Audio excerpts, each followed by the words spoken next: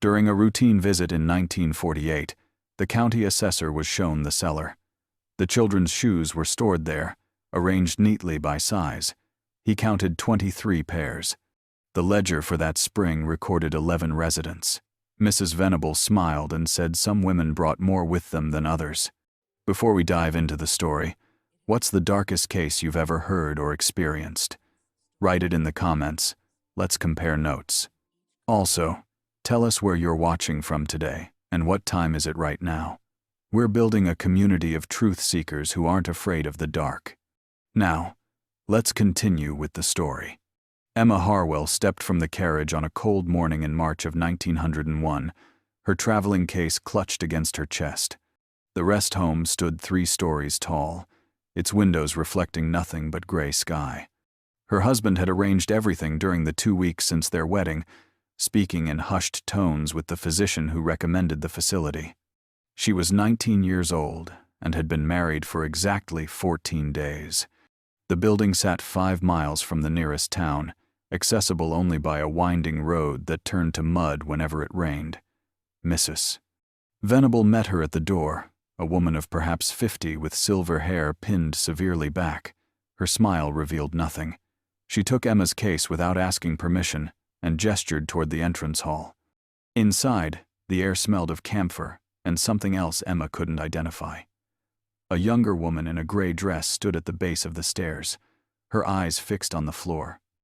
Mrs. Venable introduced her as Margaret, a resident who had been at the facility for 7 months. Margaret didn't look up when she heard her name. The intake process took less than 10 minutes. Mrs. Venable recorded Emma's age, her husband's name, and the nature of her condition, which the benefactor wrote simply as nervous exhaustion. Emma tried to explain that she wasn't exhausted, that she merely had questions about certain expectations, but Mrs. Venable raised one hand to silence her. Such conversations, she explained, were precisely why Emma needed rest. Her room was on the 2nd floor, sparsely furnished with a narrow bed, a washstand, and a single window that overlooked the woods. Mrs. Venable explained the schedule. Breakfast at 7, followed by morning rest. Lunch at noon, then afternoon activities in the common room. Supper at 6. Evening treatments began at 9. Emma asked what the treatments involved. Mrs. Venable's expression didn't change. Restorative applications, she said. Necessary for recovery. All the residents received them. Emma would understand soon enough. That first evening, Emma sat in the common room with 6 other women. None of them spoke unless asked a direct question. They ranged in age from perhaps 17 to 25, all wearing the same gray dresses the facility provided. When Emma tried to introduce herself, the woman nearest her, who looked barely older than 16, simply shook her head and returned to staring at her hands. At 9 o'clock precisely, a staff member appeared in the doorway. Mrs. Venable stood behind her, holding a small wooden box. She called 3 names. The women who had been summoned rose without protest and followed Mrs. Venable down the hallway toward the locked wing Emma had noticed during her tour. Emma listened to their footsteps fade. The remaining women in the common room sat in complete silence. Outside, the wind moved through the trees, and somewhere in the building, a door closed with a sound like finality. Emma understood then that her husband had not sent her here to rest. He had sent her here to be corrected, though she still didn't understand what she had done wrong or what correction would require. Emma woke to silence on her 3rd morning at the facility. The other women in the dormitory were already awake, sitting upright in their beds, waiting. No one had explained what they were waiting for, but Emma had learned not to ask questions. Questions made Mrs. Venable's smile sharpen.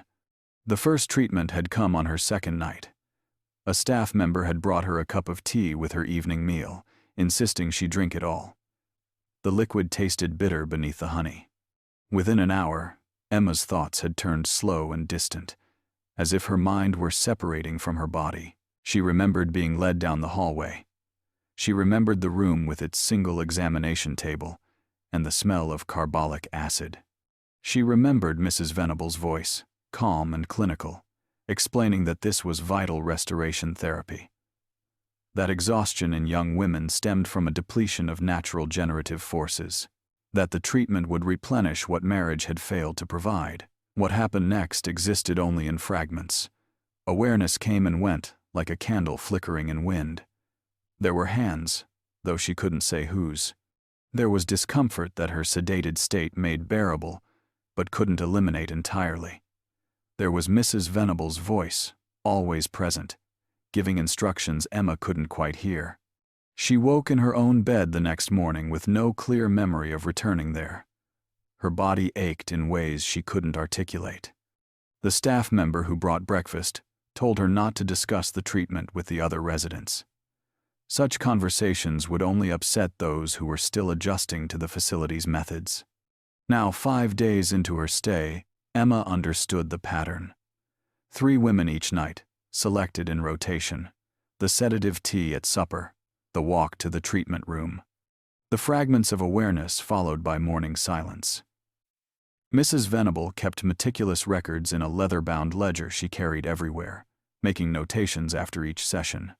Emma had glimpsed the pages once, seeing only initials and numbers, quantities measured in unfamiliar units. The other women never spoke about what happened during treatments. They sat together in the common room during afternoon hours, their hands folded in their laps, their eyes focused on nothing. One of them, a girl named Charlotte who couldn't have been more than 18, had begun refusing food. Mrs. Venable responded by having her meals brought to her room, ensuring she ate every bite while supervised. Emma tried once to ask Charlotte what she remembered from the treatments. The girl had looked at her with something like pity before turning away. That night, Charlotte's name was called for treatment, even though her rotation shouldn't have come up for 3 more days. When she returned to the dormitory, there were bruises on her wrists that hadn't been there before. Emma learned to stay silent. She drank the tea when it was offered. She followed the staff member down the hallway when her name was called. She woke each morning trying not to think about the hours she couldn't remember. And she watched Mrs. Venable's ledger grow thicker with notations, wondering what exactly was being recorded and who would ever read those careful coded entries. By the end of her 2nd week, Emma had stopped counting the treatments. The sedative tea came every 3rd evening, regular as clockwork. Mrs. Venable's system was precise, methodical. Each woman took her turn, and no one was overlooked. The locked wing where treatments occurred remained off limits during daylight hours. Emma had tried the door once during an afternoon walk and found it bolted from the inside. Through the keyhole, she glimpsed only darkness and the edge of what looked like a cabinet. The staff member who discovered her there said nothing, simply guided her back to the common room with a hand on her elbow that pressed harder than necessary. What troubled Emma most wasn't the treatments themselves, though her body had begun to protest in ways that left her walking carefully each morning. It was the ledger. Mrs. Venable recorded everything with scientific precision. After each session, she would sit at her desk in the treatment room, pen moving across the pages in swift, confident strokes.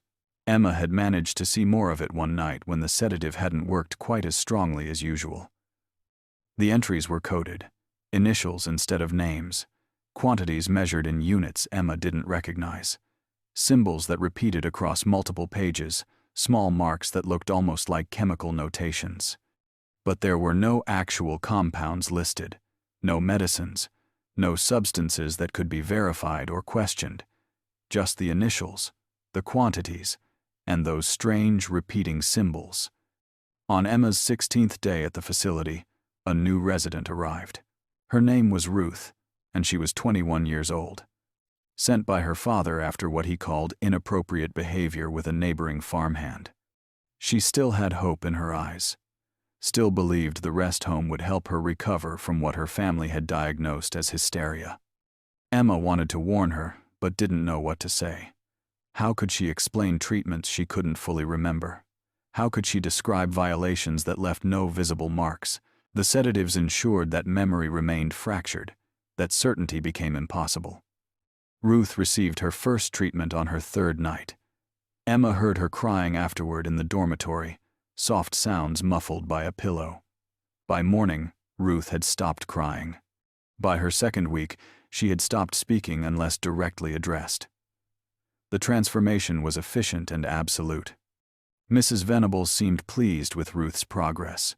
She made longer notations in her ledger, filling an entire page with her careful script. That week, 3 women developed fevers.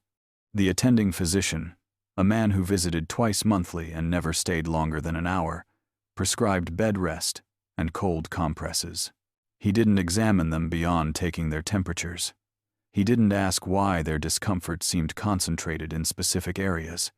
He signed his reports, collected his fee, and departed before sunset. Emma realized then that the physician was part of the system. His brief visits provided a veneer of medical legitimacy while ensuring no real scrutiny occurred. Whatever was happening in the treatment room each night, it operated with his tacit permission, shielded by his willingness not to look too closely at what he was being paid to overlook. In her 4th week at the facility, Emma noticed the infections. Charlotte developed one first, a fever that spiked high enough to make her delirious. The staff isolated her in a room at the end of the hall, away from the other residents. Through the door, Emma could hear her moaning, though no one was permitted to visit. The physician came 3 days in a row, unusual for him. Each time he left looking troubled, his medical bag heavier than when he'd arrived. Charlotte survived, but when she returned to the dormitory 2 weeks later, she moved differently. Something inside her had been damaged in a way that no amount of rest could repair. Then Ruth developed similar symptoms. Then Margaret, the quiet woman who had been at the facility for 7 months. The pattern became impossible to ignore. Each woman who fell ill had been receiving treatments for at least 3 weeks. Each infection presented in the same manner, starting with fever and progressing to complications the physician struggled to explain in his reports. Emma read one of those reports when Mrs. Venable left it momentarily unattended on her desk. The physician's handwriting was cramped and uncertain. He noted symptoms inconsistent with standard rest cure practices. He mentioned physical trauma that he couldn't account for through any therapeutic method he recognized, but his recommendations stopped short of demanding investigation.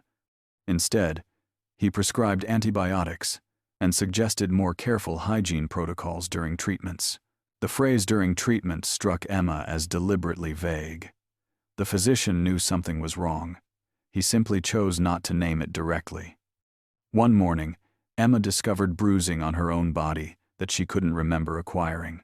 The marks were precise, almost methodical, located in places that her clothing would hide. She showed them to no one. What would be the point? Every woman here bore similar evidence. They had all learned that speaking about it only led to additional treatments, administered off schedule as correction for spreading discord. Mrs. Venable's ledger had grown thicker. She'd started a 2nd volume, the first having been filled completely. Emma glimpsed her copying entries from the original into the new book, transferring her careful codes with exact precision. Whatever she was documenting, she intended to preserve it permanently. The word donors appeared occasionally in conversations between Mrs. Venable and her staff, always spoken quietly, always followed by instructions to maintain discretion. Emma never saw these donors arrive or depart. The treatments always occurred behind locked doors, with only Mrs. Venable and one staff member present. Yet the coded entries in her ledger referenced them constantly, initials that repeated with disturbing frequency. Emma began to understand what was happening, though her mind resisted the full horror of it. The treatments weren't medicinal. The sedatives weren't for therapeutic purposes. Everything Mrs. Venable called restoration was something else entirely, something that required unconsciousness to accomplish and silence to perpetuate. And everyone, from the physician to the staff, to the families who had sent their daughters here, seemed content to let it continue. Dr. Elias Turnbull arrived on a cold morning in October of 1904. He was a specialist sent by the State Medical Board, conducting routine inspections of private medical facilities throughout the region. Mrs. Venable received him in her office with tea and forced courtesy. Emma watched from the common room window as he stepped from his carriage, a tall man in his 50s carrying a worn leather case. He looked nothing like the complicit physician who made brief monthly visits. This man had the bearing of someone who asked uncomfortable questions. Mrs. Venable gave him a tour of the public areas. The dormitories, clean and orderly. The dining room with its simple furnishings. The common room where women sat in supervised silence. Dr. Turnbull took notes in a small journal, his expression neutral. He asked to see the treatment records. Mrs. Venable hesitated for the first time since Emma had known her. She explained that her methods were proprietary, developed through years of careful research. Dr. Turnbull replied that the medical board required documentation of all therapeutic interventions. After a long moment, she retrieved the ledgers. Emma couldn't hear their conversation in the office, but she watched Dr. Turnbull's face through the half-open door. He turned pages slowly, his frown deepening with each entry. He asked questions that Mrs. Venable answered in her calm, clinical voice. He pointed to specific notations. She explained they were shorthand for compound measurements. Which compounds, he asked. Proprietary formulations, she repeated. He asked to see the pharmacy inventory. She showed him bottles of standard sedatives, tonics, and antiseptics. Nothing that corresponded to the quantities in her ledger. Nothing that explained the coded symbols repeated across hundreds of entries. Dr. Turnbull requested to observe a treatment. Mrs. Venable explained they were only administered in evening hours, that the therapeutic window required darkness and quiet. He said he would return that evening. She suggested that unexpected observation might compromise the delicate therapeutic process. He insisted. That afternoon, Mrs. Venable moved through the facility with barely contained tension. She spoke in whispers with her staff. She locked the treatment room and pocketed the key. When supper came, no one received sedative tea. No names were called at 9 o'clock. Dr. Turnbull waited in the office until 11 before departing, his expression grim. He told Mrs. Venable he would return within the week. He needed to consult with colleagues about certain irregularities in her documentation. She smiled and said she looked forward to clarifying any misunderstandings. After he left, Mrs. Venable called the staff together. Emma heard fragments of the conversation through the closed door, references to discretion, to the importance of maintaining protocols, to the possibility that certain treatments might need to be suspended temporarily. The word temporarily hung in the air like a threat. That night, Emma lay awake wondering if Dr. Turnbull understood what he'd seen in those ledgers, if he recognized the pattern, if he would act on his suspicions, or if he, like the other physician, would find reasons to look away. Dr. Turnbull filed his report with the State Medical Board on November 3, 1904. Emma would learn this detail years later, when the documents finally surfaced. His letter was methodical and damning. He described treatment logs that ended abruptly mid-procedure with no explanation. He noted the absence of any documented therapeutic compounds despite detailed quantity measurements in the ledgers. He questioned the exclusive reliance on unnamed donors, a term Mrs. Venable had used repeatedly, but refused to clarify. Most significantly, he cited what he called unethical bodily interventions, masked as therapy. He wrote that the deliberate sedation of patients to ensure their unawareness during procedures violated every principle of medical consent. He requested an immediate investigation and the suspension of all treatments pending review. The letter was filed on a Wednesday. By Friday, the medical board had acknowledged receipt and promised to assign an investigator within the month. Dr. Turnbull sent a follow-up letter on November 10th, providing additional details he'd recalled after reviewing his notes. He mentioned the infections, the unexplained physical trauma, the pattern of symptoms appearing exclusively in women who had undergone multiple treatments. His third letter, dated November 15th, was shorter. He wrote that he'd received concerning correspondence from an unnamed source suggesting he might be exceeding his authority. That his specialty lay in urban hospitals, not rural rest homes. That his interpretations of Mrs. Venable's methods might reflect his own inexperience with restorative care for nervous conditions. The tone was different from his previous letters, more careful, almost apologetic. His final letter, dated November 21st, simply stated that upon further reflection, he believed the irregularities he'd noted might have reasonable explanations he'd failed to consider. He withdrew his request for immediate investigation, suggesting instead a routine follow-up inspection in 6 months. After that, nothing. No more correspondence in his file, no record of the promised inspection, no indication that the medical board pursued his initial concerns. At the rest home, treatments resumed the week after Dr. Turnbull's first visit. Mrs. Venable reintroduced them gradually, selecting only the women she considered most compliant. Emma's name wasn't called for 3 weeks. When it finally was, the procedure felt different, more cautious. Mrs. Venable's instructions to her staff were whispered rather than spoken aloud. The ledger continued to fill with entries, but Mrs. Venable now kept it locked in her desk drawer, rather than carrying it openly. She burned papers in her office fireplace on several occasions, feeding documents to the flames with deliberate care. Emma watched smoke rise from the chimney and wondered what evidence was being destroyed. The other women never asked about Dr. Turnbull or why he hadn't returned. They had learned not to hope for outside intervention.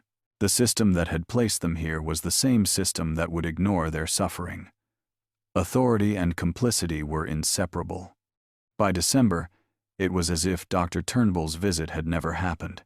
Everything returned to the careful coded routine that Mrs. Venable had perfected over years of practice. The winter of 1905 brought changes to the rest home that no one discussed openly, but everyone felt. Security increased first. A groundskeeper who had worked at the facility for 2 years was dismissed without explanation. Mrs. Venable hired 2 new staff members, both men, both larger and more intimidating than anyone previously employed there. They patrolled the grounds at irregular intervals, appearing suddenly around corners or outside windows. Their presence wasn't explained as protection. It was simply established as fact. The women learned to move carefully, to avoid drawing attention, to retreat to their rooms when the new guards passed through the common areas. Emma noticed other departures. The cook, who had worked there since the facility opened, left one morning with her belongings in a single case. The laundress, who had sometimes shown small kindnesses, leaving extra blankets or warmer stockings, disappeared between 1 week and the next. Mrs. Venable replaced them with staff who asked no questions and maintained absolute silence about their work.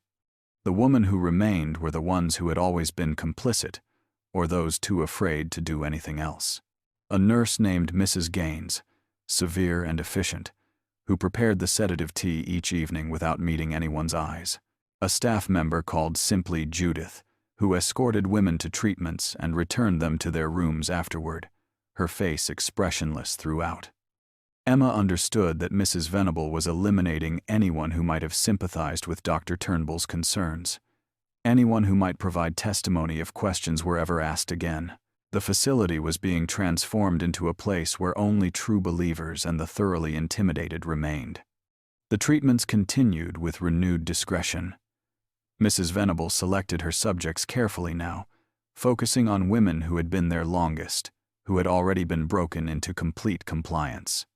New arrivals were given more time to adjust, to be observed, to demonstrate whether they would accept the facility's methods without resistance. Emma had been there nearly a year. She had learned to drink the tea without protest, to follow instructions without question, to wake each morning and pretend the previous night hadn't happened. But she had also learned to pay attention to details that others missed. She noticed that Mrs. Venable's ledger had been split into 2 volumes.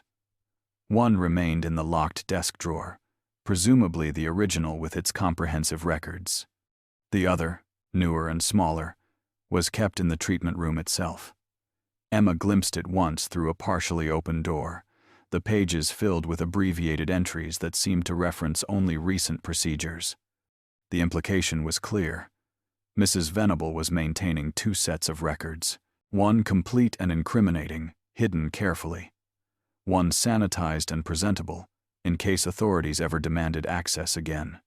Emma tried to document what she could remember.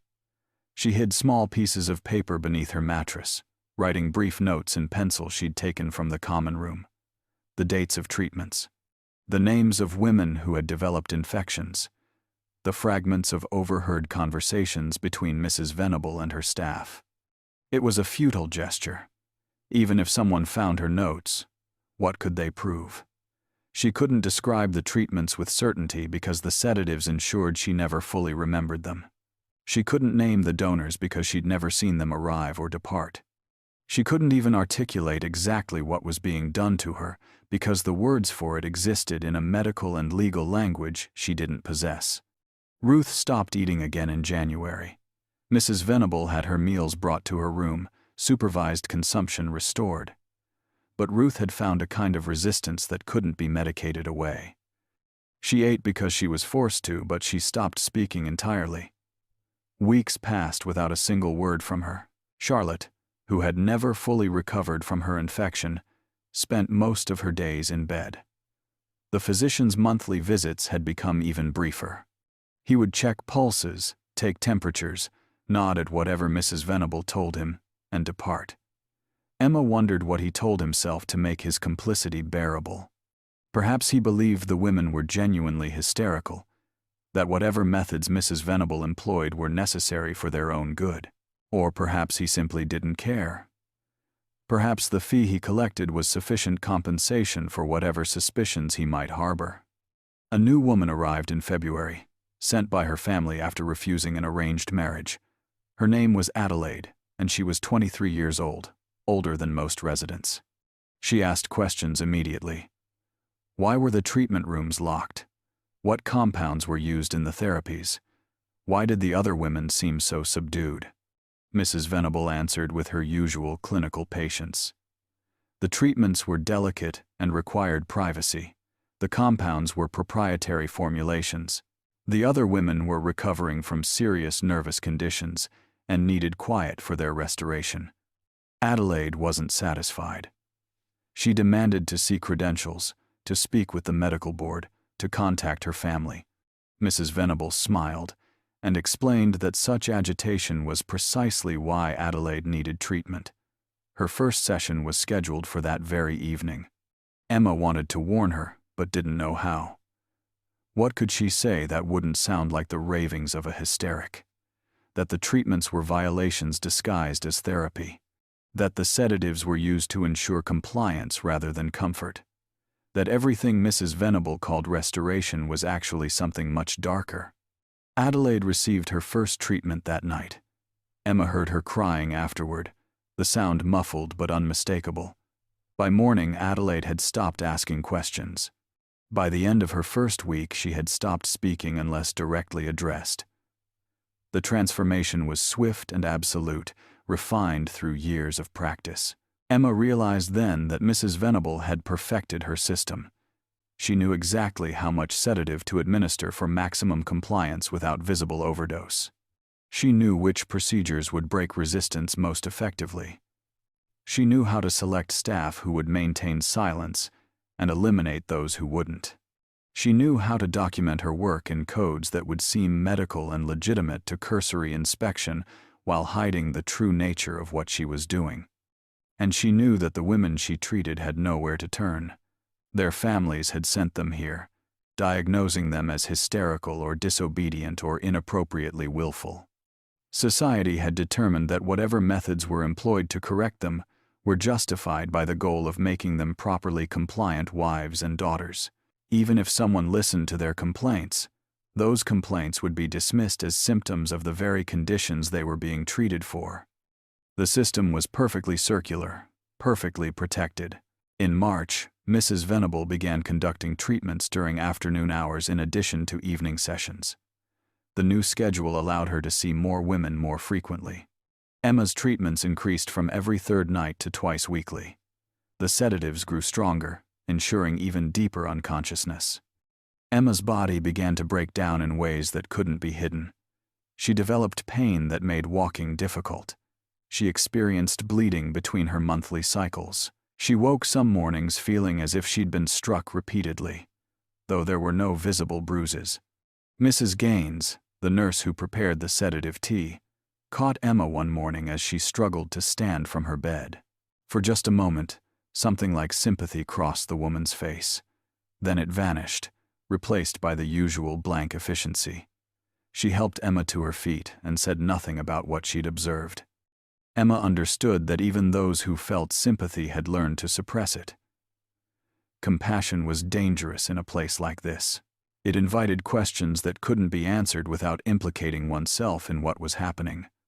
By spring, 3 more women had developed infections serious enough to require isolation. The physician prescribed antibiotics and noted in his reports that the facility might benefit from improved sanitation protocols. He didn't ask why the infections kept occurring. He didn't examine the pattern. He wrote his prescriptions, collected his fee, and left. Emma stopped maintaining her hidden notes. What was the point? No one would ever read them. No one with the power to intervene cared enough to look. Dr. Turnbull had tried, and whatever had happened to silence him served as warning to anyone else who might consider asking uncomfortable questions. The rest home had become a place outside normal accountability. Mrs. Venable operated with impunity, protected by a combination of social prejudice, professional deference, and deliberate institutional blindness. The women trapped there existed in a space where their testimony meant nothing. Their suffering was dismissed as therapeutic necessity, and their only hope was that their families might eventually decide they'd been adequately corrected and allow them to leave. But many families never made that decision. Some women had been at the facility for years, long past any reasonable treatment period. They existed in a permanent state of correction, subjected to ongoing procedures that served no medical purpose beyond maintaining Mrs. Venable's records and satisfying whatever arrangement she had with her mysterious donors. Emma wondered how many women had passed through this place, how many had been broken and returned to their families, carrying trauma they could never speak about. How many remained here still, trapped in the cycle of treatment and silence? How many had simply disappeared from records altogether, their fates unknown even to the families who had sent them away? The ledger continued to fill with entries. Mrs. Venable's careful codes accumulated across page after page, and no one came to ask what they meant. The announcement came without warning on a gray morning in April of 1906. Mrs. Venable gathered all the residents in the common room, a rare occurrence that immediately signaled something significant. Her expression revealed nothing, as she explained that the rest home would be closing at the end of the month. No explanation was provided for the decision. She spoke of it as a simple matter of changed circumstances, nothing more. Families would be notified. Arrangements would be made for each woman's return home. The facility had served its purpose and would now conclude operations in an orderly fashion. Emma felt a strange numbness at the news. She had been at the rest home for over a year, long enough that the outside world had become almost abstract. The thought of returning to her husband, to the life that had led her here, filled her with something beyond dread. She wasn't the same person who had arrived in March of 1901. That Emma had believed in the possibility of explanation, of understanding, of justice. This Emma knew better. The other women received the news in characteristic silence. Ruth stared at her hands. Charlotte, still weak from her infection, closed her eyes. Adelaide, who had been there only 2 months, began to cry quietly. Mrs. Venable ignored the tears and continued with practical details about packing belongings and travel arrangements. Over the following days, Emma watched the systematic dismantling of the facility. Mrs. Venable directed staff to pack equipment from the treatment rooms into crates that were loaded onto wagons and hauled away. The destination was never mentioned. The locked wing was emptied completely. Every piece of furniture, every instrument, every item that might suggest what had occurred there. The ledgers disappeared entirely. Emma saw Mrs. Venable burning papers in her office fireplace for 3 consecutive days, feeding page after page to the flames. Whether these were the actual treatment records or simply duplicates, Emma couldn't determine. But the careful destruction of documentation was clear. Whatever evidence might have supported future investigation was being systematically eliminated. No official inspection preceded the closure. No state representative arrived to review records or question residents. The medical board that had received Dr. Turnbull's complaint seemed to have forgotten the facility existed. The rest home was simply allowed to close quietly, its operations concluded without scrutiny or accountability. Families arrived throughout the final week to collect their daughters and wives. Emma watched these reunions from the common room window. Some families seemed relieved, embracing their returning relatives with genuine affection. Others appeared merely satisfied that the period of correction had concluded. None seemed to question what had happened during the women's time at the facility. The transformation from difficult to compliant was accepted as evidence of successful treatment. Ruth's father came for her on a Tuesday. Emma watched them walk to his carriage, Ruth moving like someone in a dream. Her father spoke to her with what seemed like kindness, but Ruth didn't respond. She simply followed where he led, her eyes fixed on nothing. Emma wondered if Ruth would ever speak again, or if the silence had become permanent. Charlotte left with her mother, who had to support her daughter's weight as they walked. The infection had left lasting damage. Charlotte would likely never fully recover. Her mother seemed not to notice, or perhaps not to care. She had her daughter back, corrected and compliant. That was apparently sufficient. Adelaide departed with both parents, who lectured her about gratitude and proper behavior during the entire journey to their carriage. Emma heard fragments of their speech through the open window. References to the expense of her treatment, to the patience required to cure her willfulness, to the expectations now placed upon her as a properly reformed young woman. Adelaide said nothing in response. Emma's husband arrived on the final day of April. She hadn't seen him in over a year. He looked older, or perhaps she was simply seeing him with different eyes. He spoke to Mrs. Venable privately for several minutes before collecting Emma from her room. Their conversation was cordial, professional. He paid the remaining balance for Emma's care in cash. Mrs. Venable walked them to the door. She shook Emma's husband's hand and wished them well. She told Emma that she hoped the treatment had been beneficial, that Emma would now be able to fulfill her proper role as a wife. Emma said nothing. There were no words that could contain what she felt, what she knew, what had been done to her in this place. The carriage ride home took 3 hours.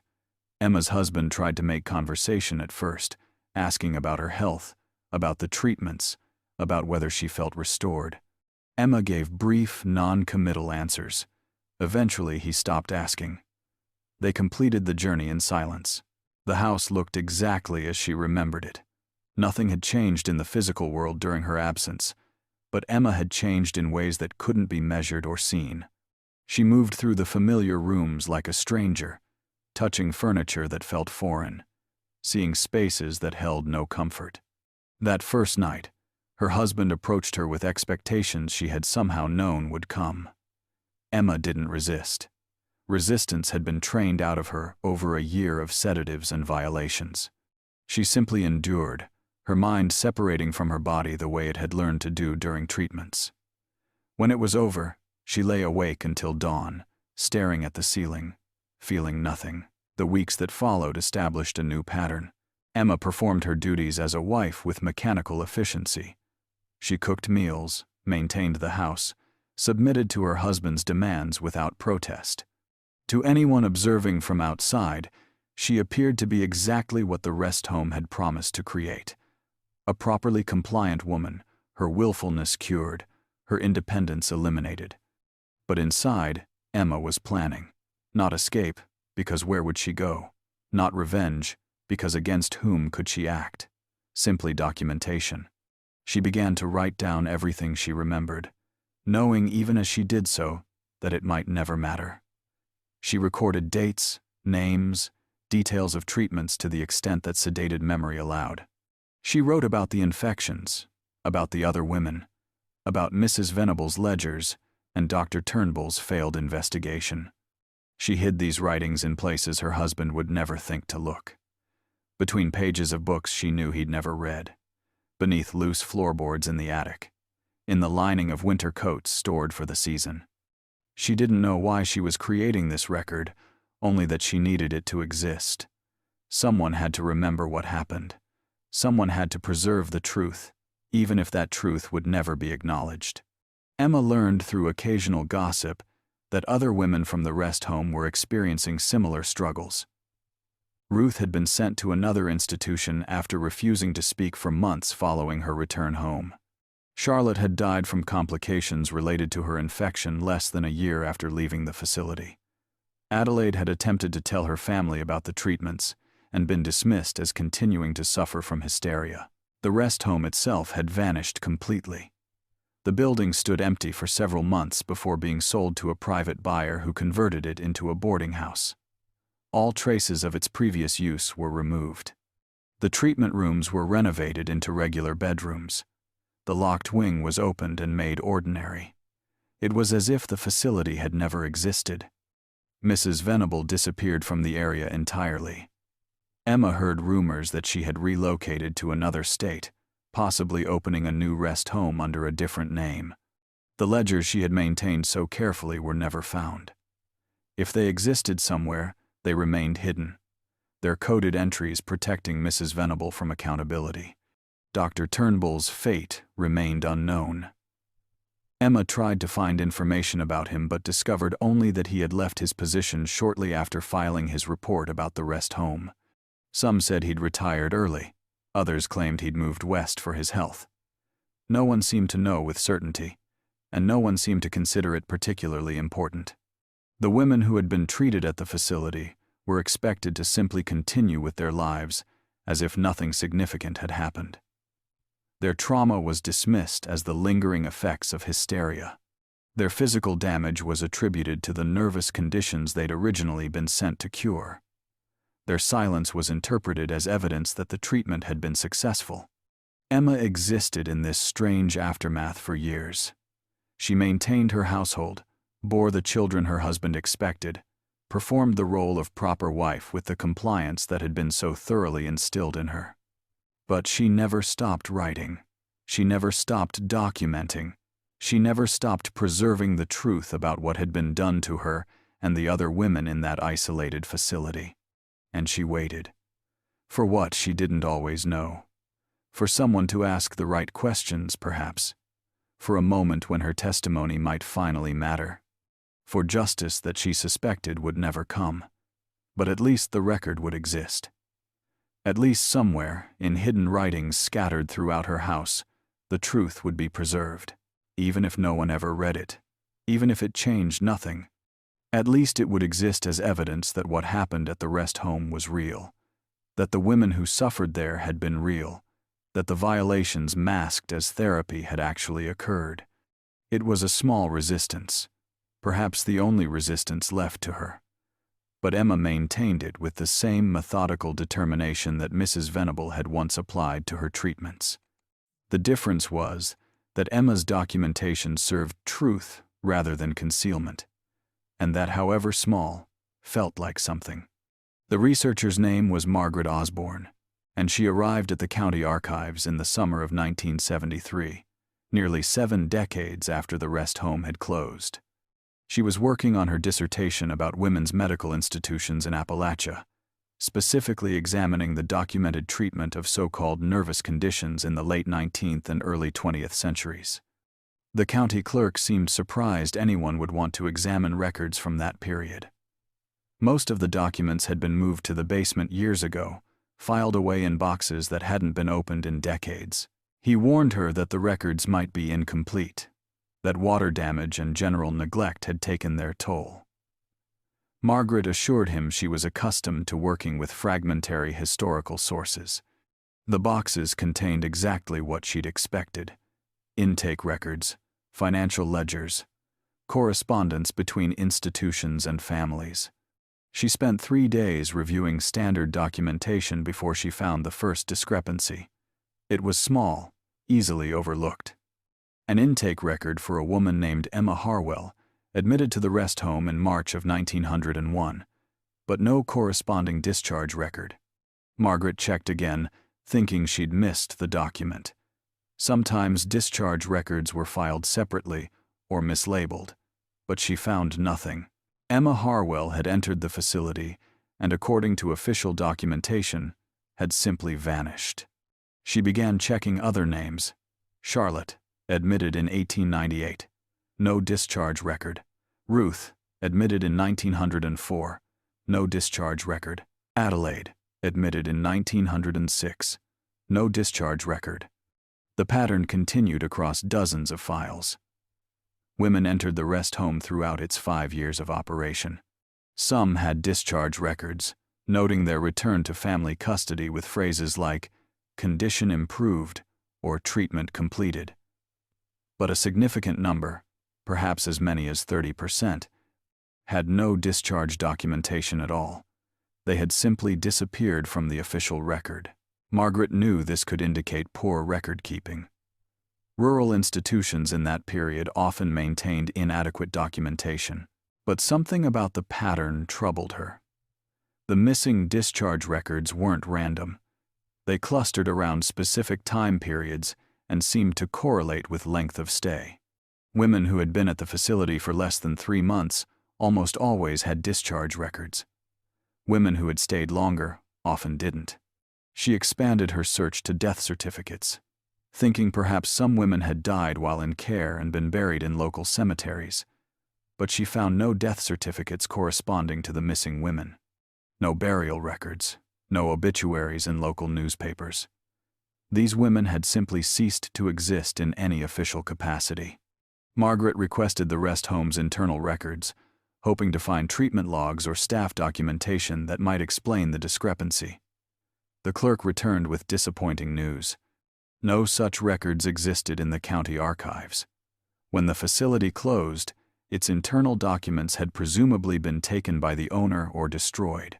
Nothing remained beyond basic intake and financial information. She tried a different approach. She examined county newspapers from the period, looking for any mention of the rest home or its closure. She found very little. A brief notice announcing the facility's opening in 1900, a small advertisement offering restorative care for nervous conditions in women. Nothing about its closure 5 years later. The rest home had simply stopped operating without public comment or explanation. Margaret began searching for living relatives of the women whose records were incomplete. This proved difficult. Many of the families had moved away or died out entirely in the 7 decades since the facility closed. But she found a few descendants, mostly grandchildren or great-grandchildren, who knew little about their ancestors' experiences at the rest home.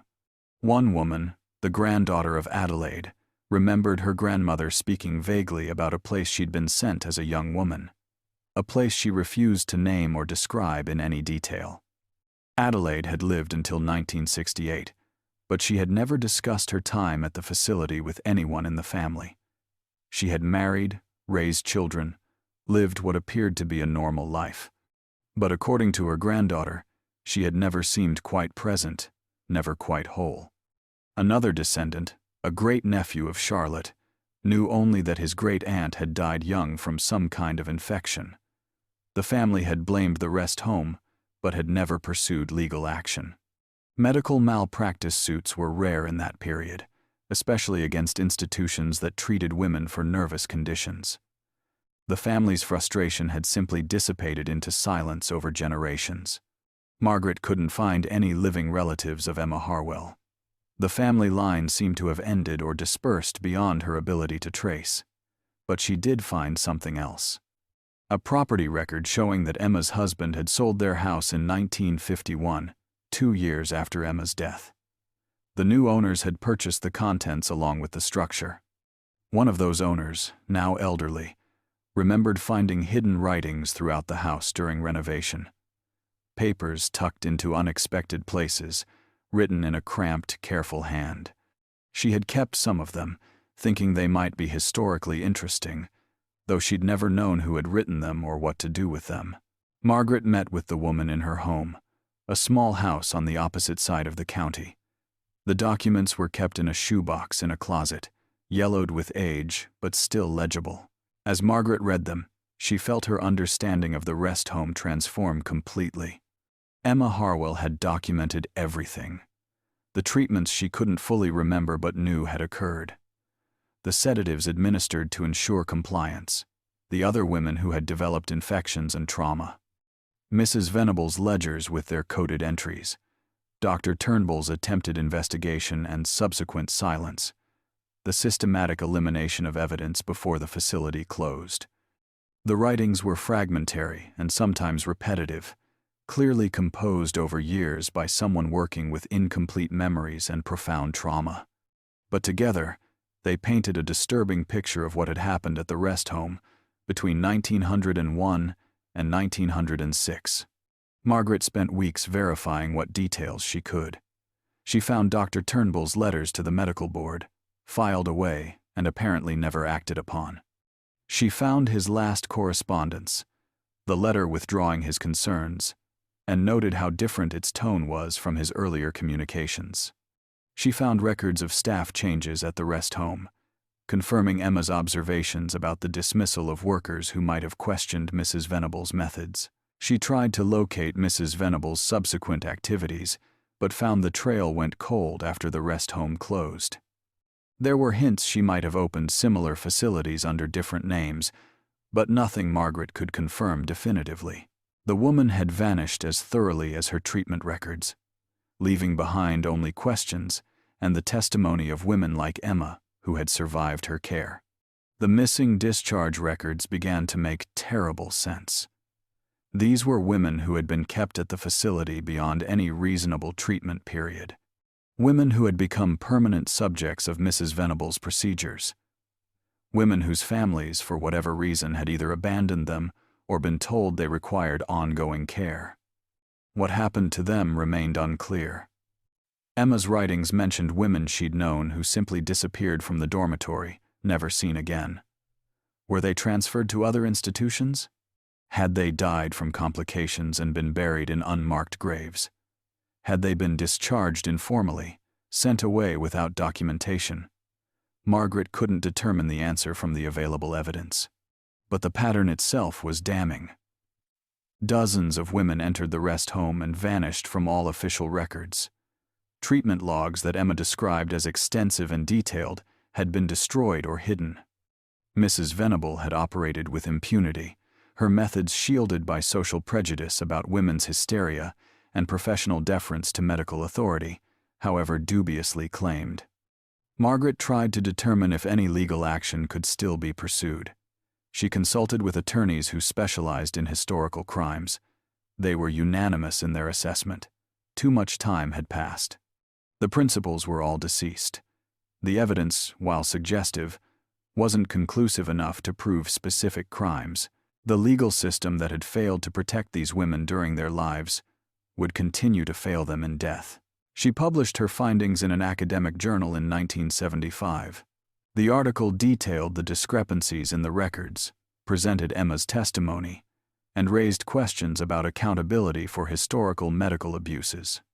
It was read primarily by other historians and a few journalists who wrote brief articles about the forgotten scandal of the Appalachian rest home. But for the most part, the story remained obscure. The women who had suffered there were long dead. Their families had moved on or forgotten. The building that had housed the facility had been demolished in the 1960s to make room for a small commercial development. Nothing remained to mark what had occurred there except Margaret's research and Emma's hidden writings. Margaret kept copies of Emma's documents in her personal files for the rest of her life. She would sometimes take them out and read them, reminded of how easily abuse could be concealed within systems that claimed to be therapeutic. How vulnerable women could be when society dismissed their testimony as symptoms of the conditions they were supposedly being treated for. How justice could be indefinitely delayed until it became permanently impossible. The missing women remained missing. Their fates unknown. Their suffering documented only in the fragmentary testimony of survivors like Emma, who had managed to preserve some record of the truth. It was incomplete justice at best. More accurately, it was simply documentation of injustice that could no longer be remedied. But at least now someone knew. At least now the truth existed in academic record, rather than just hidden writings scattered through an old house. At least the women who had been erased from official documentation were remembered in this small way. Their existence acknowledged, their suffering named. It was far less than they deserved. But it was something. And sometimes, Margaret reflected, something was all that history could provide. Emma Harwell died in January of 1948, 3 months before her 67th birthday. The official cause of death was listed as heart failure, though her physician noted in his private records that she had seemed to simply stop fighting. She had been in declining health for several years, her body bearing the accumulated damage of treatments that had never been designed for healing. In her final weeks, Emma did something unexpected. She contacted a local attorney named Samuel Pritchard and asked him to come to her home. Her husband had died 5 years earlier, and her children were grown and living in distant cities. She was alone with her memories and her hidden writings, and she had decided it was time to speak. Pritchard arrived on a cold afternoon in December of 1947. Emma received him in her sitting room, her hands shaking slightly as she poured tea. She told him she had testimony to give about events that had occurred more than 4 decades earlier, events that she had never spoken about publicly, events that needed to be documented before she died. Over the next 3 weeks, Emma gave her complete account of what had happened at the rest home. Pritchard took careful notes, his expression growing darker as she described the treatments, the sedatives, the systematic abuse masked as therapy. She showed him the writings she had hidden throughout her house over the years, dozens of pages documenting dates, names, and details she had preserved, despite knowing they might never matter. Emma spoke about Mrs. Venable's ledgers with their coded entries. She described Dr. Turnbull's attempted investigation and the silence that followed his initial report. She named the other women who had been treated at the facility, as many as she could remember. Charlotte, who had died from infection. Ruth, who had been sent to another institution after losing the ability to speak. Adelaide, whose family had dismissed her testimony as continued hysteria. She spoke about the women whose discharge records didn't exist, the ones who had simply disappeared from all documentation. She didn't know what had happened to them, only that they had been at the facility and then were gone. Some might have been transferred elsewhere. Some might have died. Some might have been released informally and lost to history. But their absence from official records suggested something darker than simple administrative oversight. Pritchard asked if she wanted to pursue legal action. Emma shook her head. Too much time had passed. Mrs. Venable was almost certainly dead, or beyond reach. The other principals, the physicians who had looked away, the staff who had maintained complicit silence, were gone. There was no one left to hold accountable. But she wanted the testimony sealed and preserved. She wanted it documented in legal record, even if it couldn't be acted upon. She wanted someone, someday, to know the truth about what had happened in that isolated building in the Appalachian hills between 1901 and 1906. Pritchard agreed. He drafted a formal deposition, witnessed and notarized, containing Emma's complete testimony. At her request, he sealed it with instructions that it not be opened for 50 years. She wanted time to pass. She wanted the people who might be hurt by the revelations to be gone. She wanted the truth to emerge when it could serve as historical record rather than personal accusation. Emma died 6 weeks after completing her testimony. The sealed deposition was filed with the county clerk and forgotten. It sat in the archives for exactly 50 years, opened finally in 1998 by a law clerk conducting routine review of sealed documents that had reached their disclosure date. The testimony created a brief stir in local media. Journalists wrote articles about the forgotten scandal. Historians like Margaret Osborne, who had died in 1992, were cited for their earlier research. The county issued a formal statement acknowledging the failures of historical medical oversight and the suffering of women who had been victimized under the guise of treatment. But no further action was taken. Everyone involved was long dead. The building was gone. The records had been destroyed decades earlier. Emma's testimony stood as historical evidence of abuse that could no longer be remedied, only remembered. The story of the Appalachian rest home became a cautionary tale in medical ethics courses, cited as an example of how therapeutic authority could be weaponized against vulnerable populations. It was included in studies of women's medical history, particularly the treatment of so-called nervous conditions that had often served as justification for controlling women deemed too independent or difficult. But for most people, the story remained obscure. Just another historical horror among countless others. Just another example of abuse that had been concealed, discovered too late, and left unresolved because time had made justice impossible.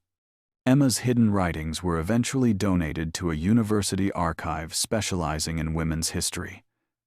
They sit there still, available to researchers who request them.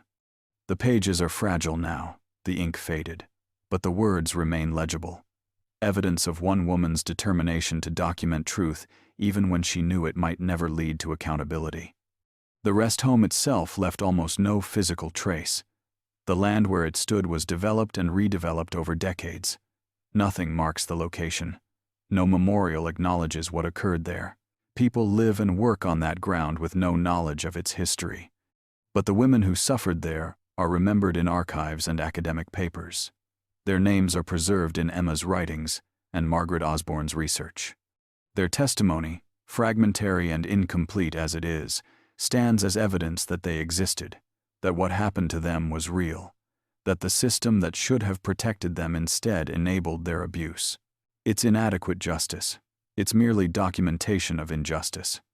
But it ensures that their suffering wasn't completely erased, that their truth wasn't entirely silenced, that someone, somewhere, knows what was done to them in the name of cure and correction. Emma Harwell spent 47 years living with what had been done to her at the rest home. She raised children, maintained a household, performed the role of proper wife that had been so thoroughly instilled through sedation and violation. But she never forgot. She never stopped documenting.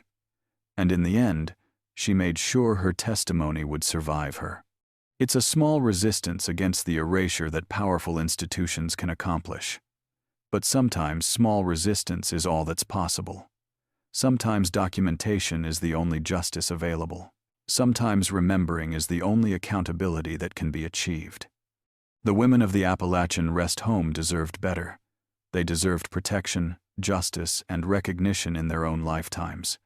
But at least now, more than a century later, their story is known. At least their suffering is acknowledged. At least they are remembered.